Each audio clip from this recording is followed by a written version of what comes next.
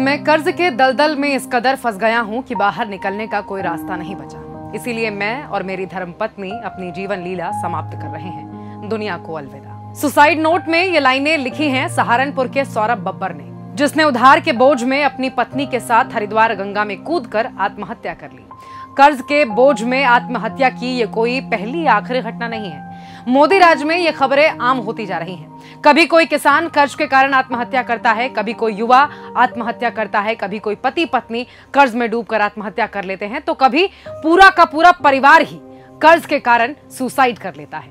और इसके तार सीधे सीधे महंगाई और बेरोजगारी से जुड़ते हैं। देश में बेरोजगारी और महंगाई 7वें आसमान पर है। हाल ही में आए रिजर्व बैंक के सर्वे के मुताबिक देश के 75% लोग मानते हैं कि उनकी आय बीते कई सालों में बढ़ी नहीं है, जबकि आसमान छूती महंगाई में खर्चे लगातार बढ़े हैं। लोग अपनी मौजूदा कमाई यानी कि सैलरी से खुश नहीं हैं और अपना खर्चा पूरा नहीं कर पा रहे हैं, जिसके कारण उन्हें उधार लेकर गुजारा करना पड़ रहा है।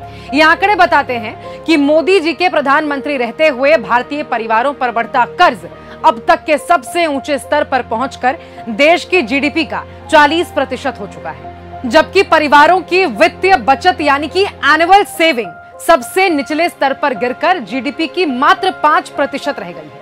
एक परिवार जितना कमा रहा है उससे अपनी आम जरूरतें भी पूरी नहीं कर पा रहा, जिसके लिए वो बड़े पैमाने पर लोन यानी कि उधार लेने को मजबूर है।